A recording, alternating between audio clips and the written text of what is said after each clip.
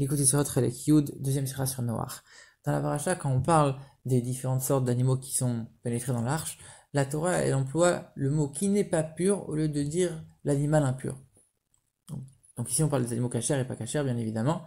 Et la Torah, elle met plus de lettres, alors que la Torah, elle fait toujours attention à chaque lettre qu'elle évoque, pour éviter de dire quelque chose de négatif.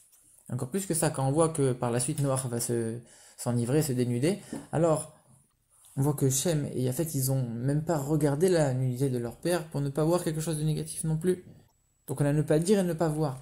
Mais le rabbi pose une question. Finalement, le verset répète, ils ont marché à reculons, donc ils n'ont pas vu la nudité de leur père. Et le verset répète après, et la nudité de leur père, ils n'ont pas vu. Mais on le sait, puisqu'ils étaient à reculons, ils avaient la tête tournée. Pourquoi le verset le répète encore? Alors on va comprendre tout ça avec d'abord l'enseignement du Baal Shem Tov qui dit que quand on voit du mal chez son prochain, c'est que ce mal se trouve en nous. Mais c'est étonnant. Comment on peut dire que l'autre il n'a pas de mal? Si je vois du mal, alors c'est que c'est forcément chez moi. Mais lui aussi il a du mal. Comment c'est possible? Ça n'existe pas d'avoir des gens qui sont mauvais sans que moi j'ai ce défaut-là. En vérité, le Baal Shem Tov il dit que toutes les parages de si on t'a montré du ciel quelque chose, c'est pour te donner un enseignement, toi tu dois le réparer. Et si on te l'avait montré directement, alors comme chacun il s'aime beaucoup, il voit pas tellement ses défauts, mais quand tu vois le défaut chez l'autre, alors il te paraît plus gros, et là tu mets plus de cœur à le réparer quand tu sais que ce même défaut il est chez toi. Et c'est quand même étonnant, comment on peut dire qu'un juif, il va être juste un moyen pour un autre juif. Moi je vais être là juste pour rappeler les défauts de l'autre. On sait que chaque juif c'est un but en soi. Donc forcément que lui, il y a aussi le but d'améliorer ses défauts. S'il est venu devant toi et que lui il a des défauts, tu dois aller et l'aider à réparer ses défauts. Alors comment ça marche? Si je vois des défauts, c'est que je dois l'aider à réparer ou c'est que moi je dois m'améliorer? Comment ça marche? En vérité, donc la Gemara dit qu'on doit toujours parler avec un langage positif et un langage joli. C'est pour ça que la Torah a dit qui n'est pas pur au lieu de dire qui est pur. Et la Gemara continue en disant, c'est pour ça que quand on parle de l'impureté de Zav, pour un homme on va parler quand il y a des endroits qui peuvent chevaucher. Pour une femme on ne parle pas de chevauchement, on parle d'un endroit où elle peut s'asseoir. Chevauchement pour une femme c'est pas décent, c'est pas joli. Alors on va éviter à chaque fois de parler de chevauchement pour une femme. Mais il y a des endroits où on évoque quand même le chevauchement pour une femme. C'est très rare mais ça arrive. Et la Gemara pose la question, mais c'est la même chose. Dans la Torah, on évoque le mot impur plusieurs fois. Pourquoi? On vient de dire qu'il faut éviter les choses négatives. Alors en vérité, les questions sont inversées, parce que le mot impur, il est énormément de fois dans la Torah. Ça aurait dû être la première question qui saute aux yeux.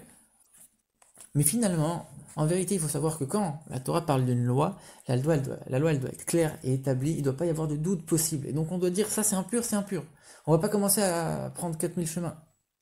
Mais quand c'est des histoires, alors là, c'est plus adapté de dire qui n'est pas pur, de prendre un langage qui est plus positif, plus joli, parce que c'est juste des histoires, il n'y a pas de loi à ce moment-là.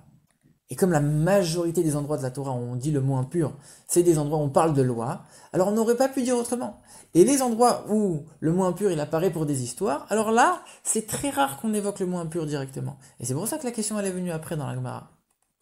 Et la Torah donne un autre exemple même, on dit que l'homme qui n'est pas pur devra sortir du camp. Là ici, on sait déjà qu'il est impur, on l'a déjà vu avant, hein, et on veut juste souligner qu'il va sortir. Alors là on te dit, celui qui n'est pas pur sortira. On ne dit pas celui qui est impur, parce qu'encore une fois, c'est un contexte d'histoire, pas un contexte de loi. Donc finalement, ce même raisonnement qu'on peut avoir avec la parole, on peut l'avoir aussi avec la vue. Finalement, quand on va apprendre quelque chose de négatif sur un autre juif, on va voir quelque chose de négatif chez un autre juif, alors il faut voir essentiellement le côté qu'on peut aider, le côté qu'on peut réparer. Se dire, je ne vais pas voir le mal en tant que tel, je vais voir quelque chose qu'on peut réparer, quelque chose, un point sur lequel je peux l'aider. Mais dès qu'on commence à voir le mal en tant que tel, et que finalement, on ne voit pas forcément la nécessité de l'aider, on voit juste, il va descendre son estime elle va baisser à nos yeux, on va un peu le déprécier, on va moins le considérer. Là, on est en train de se concentrer sur le mal lui-même, et là, c'est un signe que le mal, il se trouve chez nous. Et en vérité, tout dépend du regard. Si le mal que tu vois, tu le vois dans le but de l'améliorer et d'aider ton prochain, alors oui, le but qu'on t'a montré cette personne-là, c'est pour que tu puisses l'aider. Mais si on te montre quelque chose de négatif et toi, tu vois que le mal, le regard que tu as finalement, c'est pour te montrer que ce mal, il se trouve chez toi et tu dois aussi l'améliorer et le réparer. Et c'est pour ça que la Torah, elle précise à nouveau en disant « Et la nudité de leur père, ils n'ont pas vu ». Alors qu'on sait déjà qu'ils l'ont pas vu. Pour te dire, ils l'ont pas vu parce qu'ils ne voulaient pas la voir. Ils ont eu le bon regard dès le départ. Ils n'avaient pas l'intention de déprécier leur père, ils voulaient juste l'aider. Alors que Ham, comme lui, il avait ce défaut en lui. Ham, c'est Hamimout, ça représente la gauche dans la Kabbalah. Il a vu son père avoir un peu ce même défaut que lui, il avait un petit peu. Donc forcément, c'était pour lui montrer que lui, il devait améliorer cette chose-là. Donc il a vu le mal. Mais tout dépend du regard qu'on va avoir sur l'autre. Et ça, c'est l'enseignement pour nous. Quand on voit un juif, on voit quelque chose de négatif chez lui.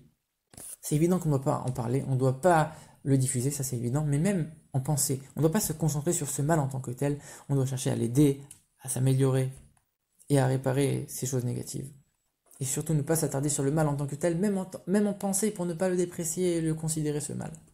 Par ça, on va mériter toutes les bénédictions de Shem et de Yafet. Et on va être apte à ce que la Torah pénètre en nous, par l'amour du prochain, par l'unité, et mériter la venue de Mashiach.